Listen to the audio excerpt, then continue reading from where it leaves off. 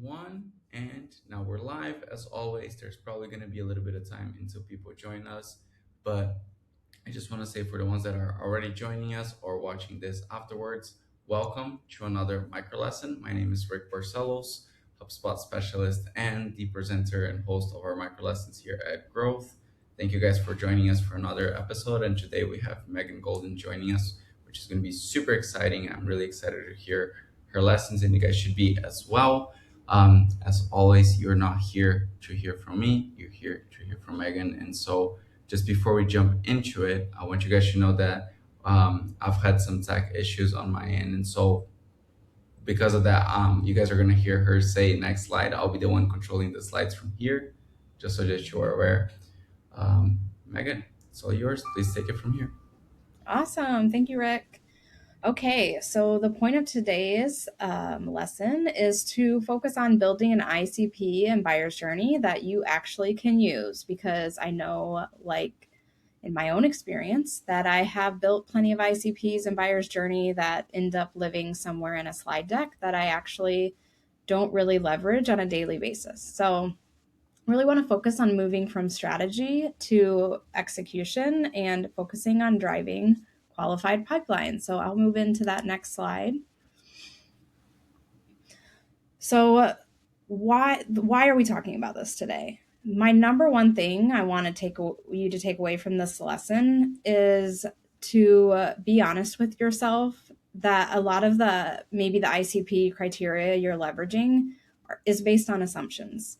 And maybe it's disconnected from your revenue data. So I just want to acknowledge that that's a real challenge. A lot of marketing teams face that challenge, and it really leads to ICPs being a little bit too broad.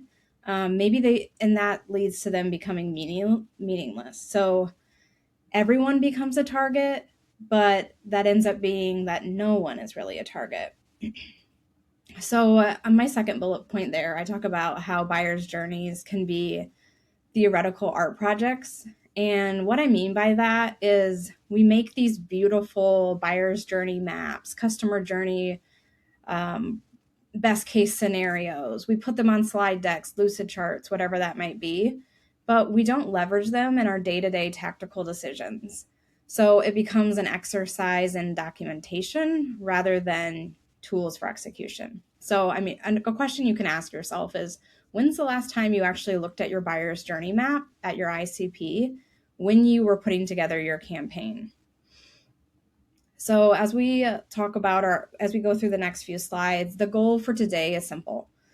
Learn how to define a usable ICP and map a journey that dictates your daily marketing tactics. And so by the end of the session, you should be able to answer, what campaign should I run tomorrow and why is it important?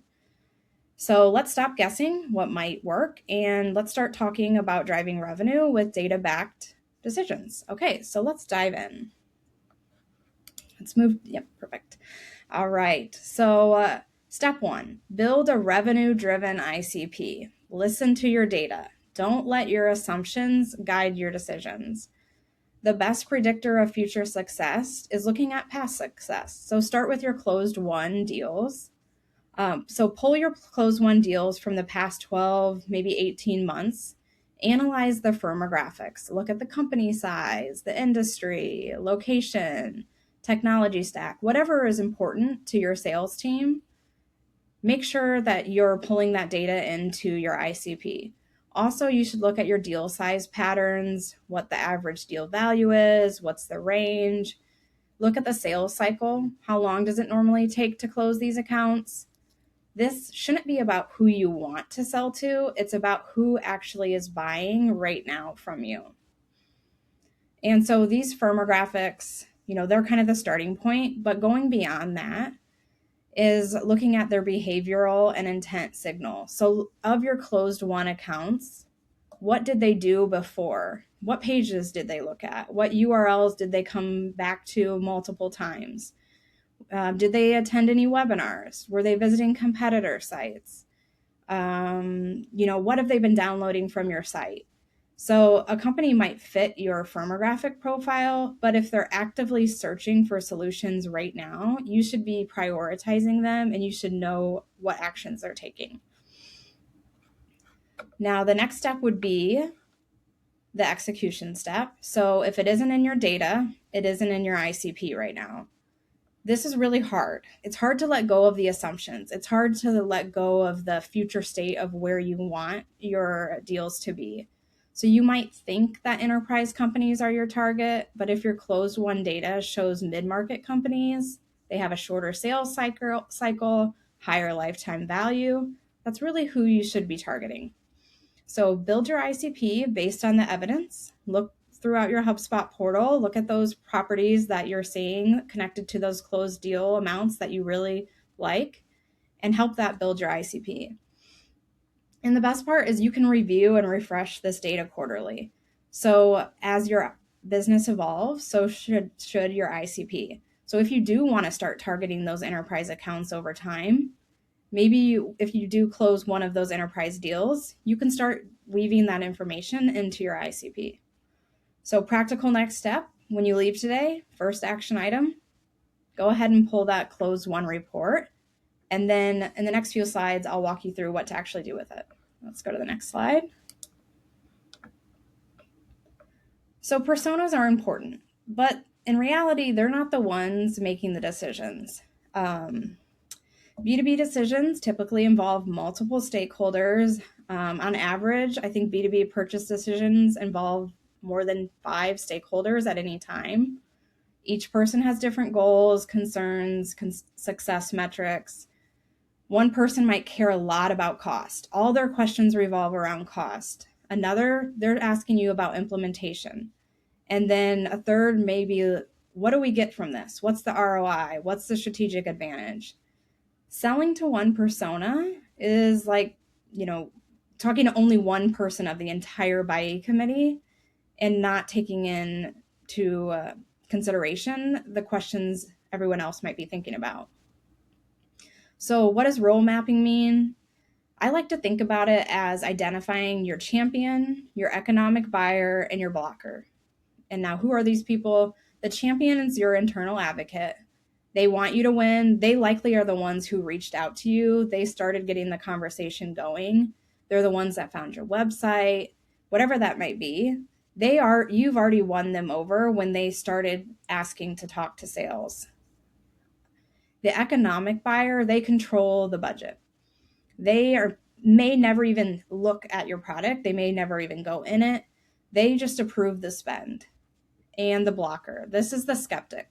So it could be, a lot of times we see IT, security, procurement, someone invested in a competitor, but it also could be someone that's just content in doing what they're already doing. They don't want to change.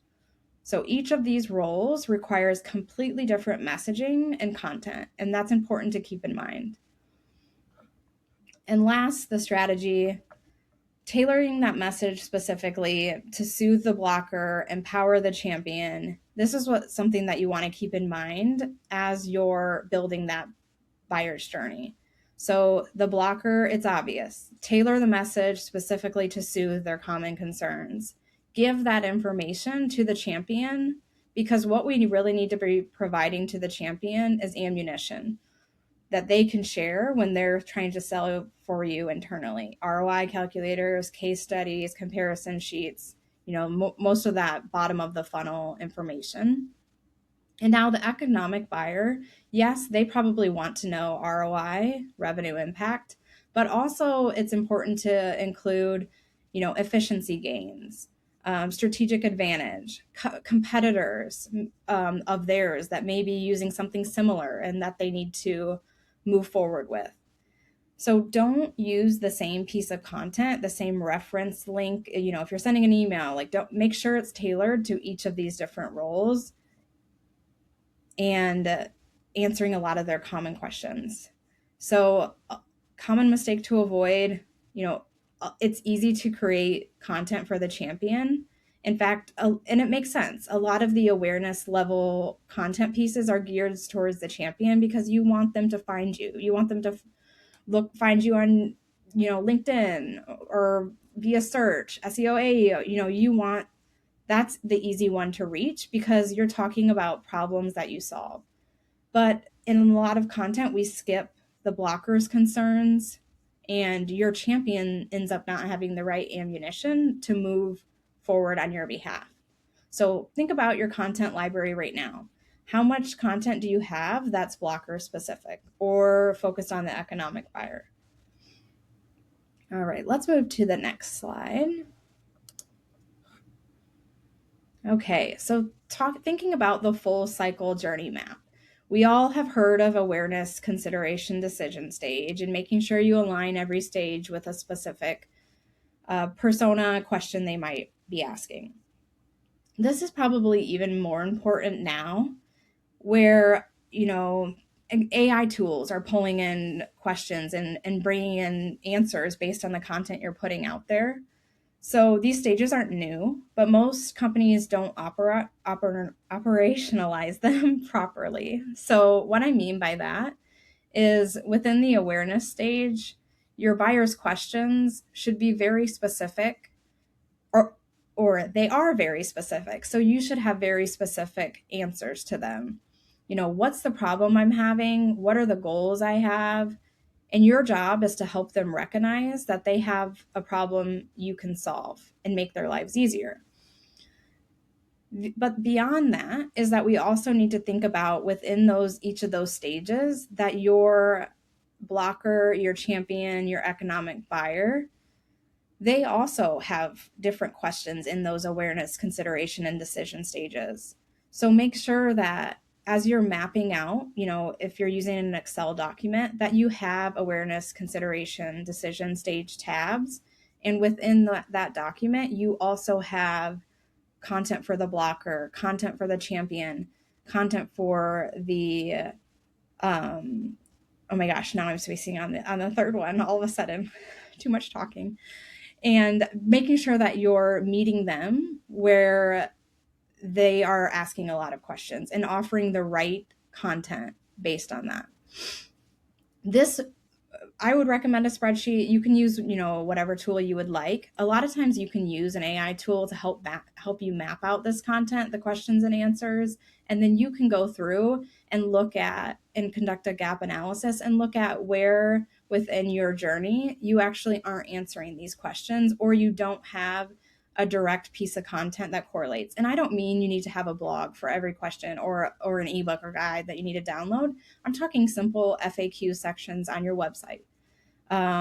Pieces that or segments, email segments that your sales team can leverage, set them up in sequences that they can easily deploy and make it easy for them. But if you know that your champions asking for this ammunition content already, have it ready for them to easily access and share.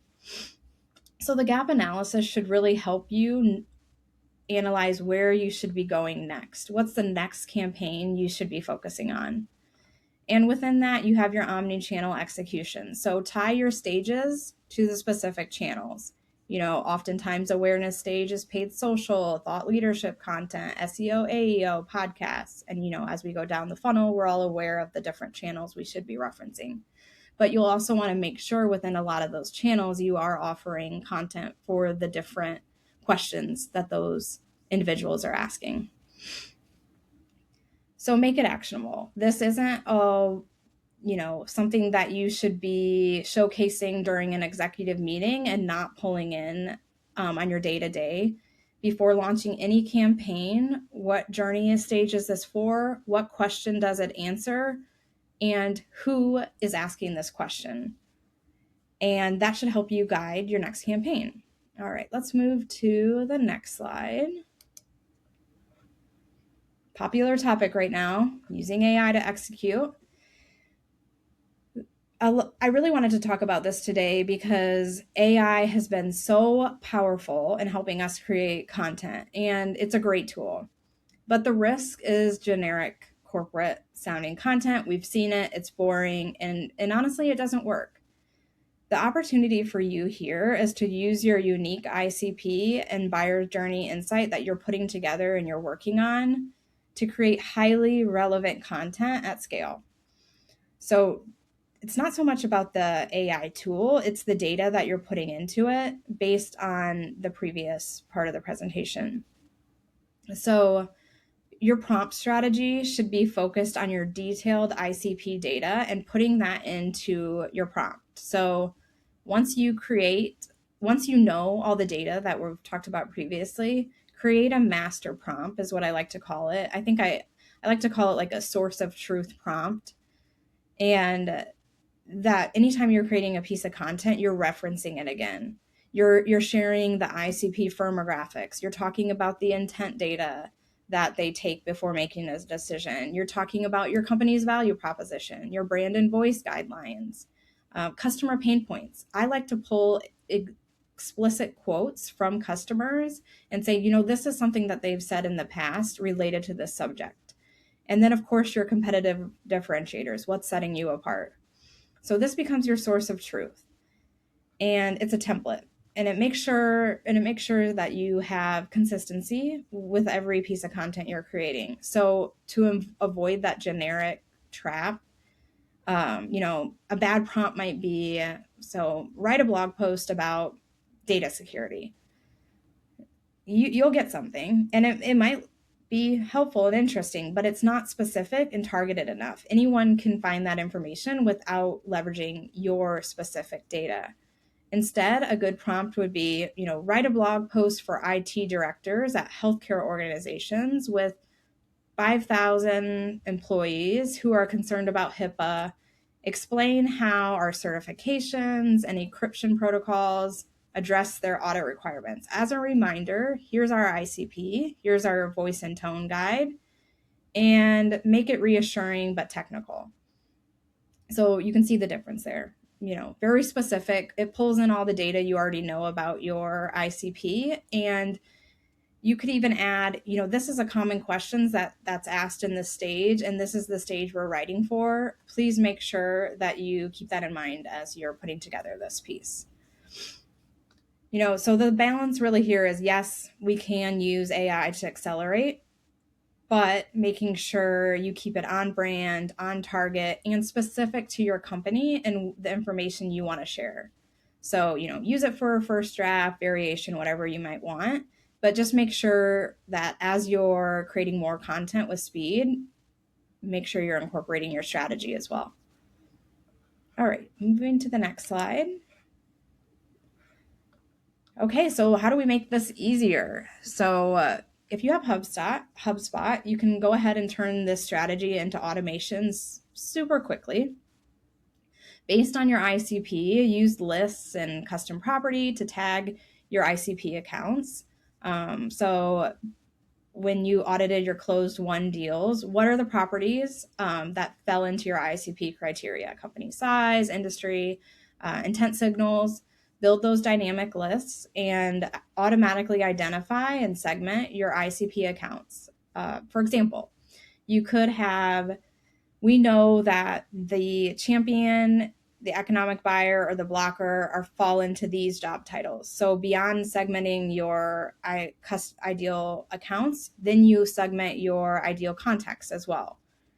In the journey stage, they've likely, if they're in the awareness stage, they've visited XYZ URL, and they've attended this webinar, and you're able to map out, what expectation is for each of those buying committee roles and the journey stage they're in. And now these properties should enable all your downstream automation.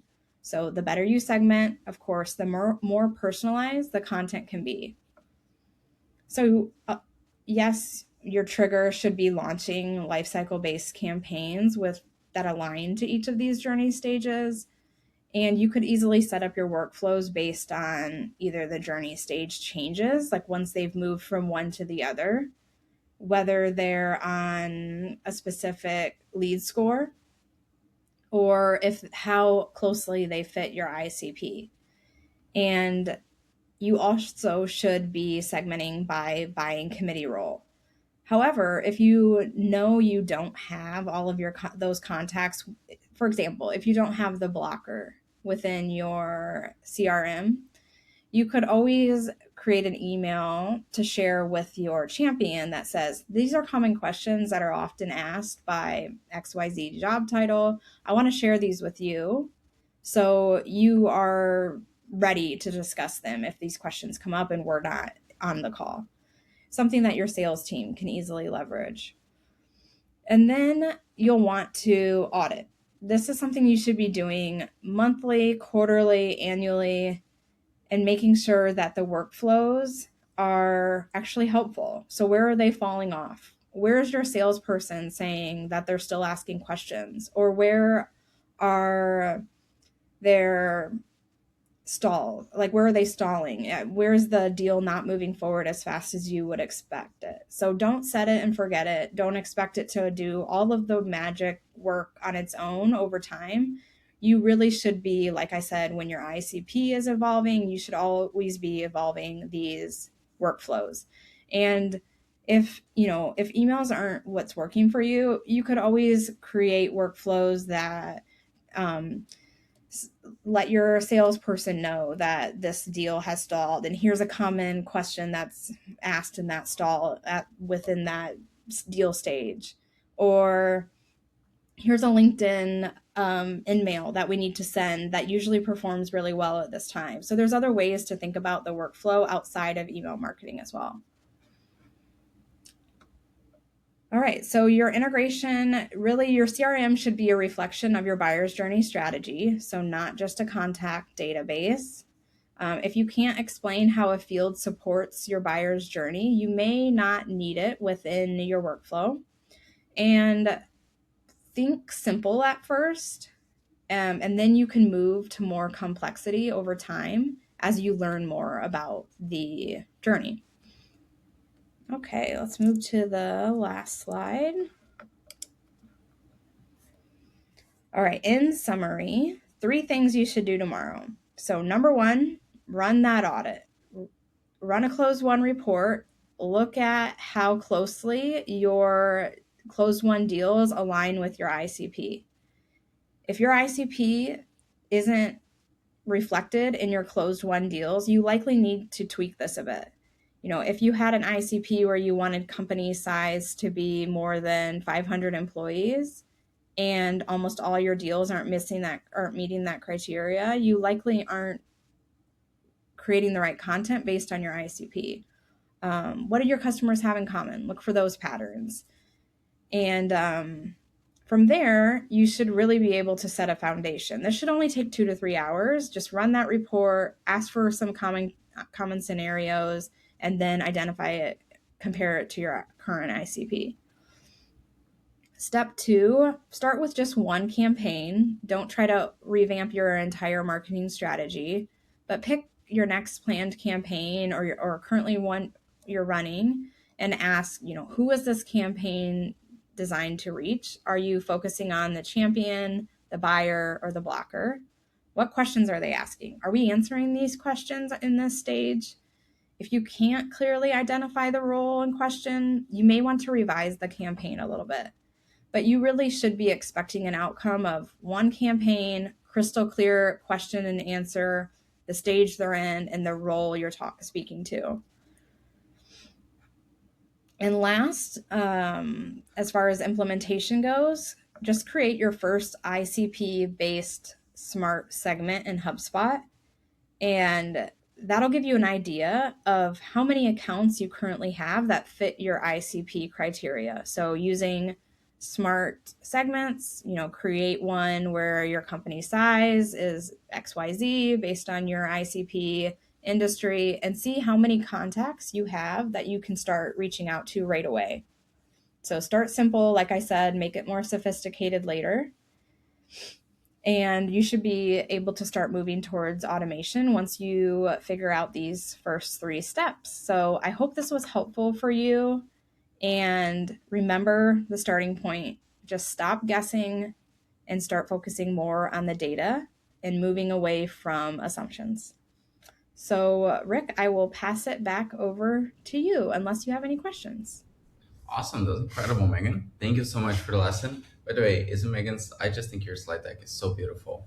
I think that the content's so important. I mean, like realistically, and I work with a lot of my customers, and at some point of the work that we do with them, HubSpot, the ICP conversation comes up, and it's usually the conversation usually goes along the lines of, "Tell me about your ICP," and it's either, they don't have a good answer to that, or they have something structured, and the last updated date shows like 2016, and Right. so Or the future, a future state, an ideal state. Not. yeah, right. Exactly. So like actually, it's rare that you find companies that have it. Like most will say that they know it very well, but they know what they want it to be. And that doesn't necessarily match up with the truth. So super important. Again, really appreciate it for you coming in here and presenting this lesson with us. We have one question that was sent in ahead of time, actually. We always like to try to cover these. Okay.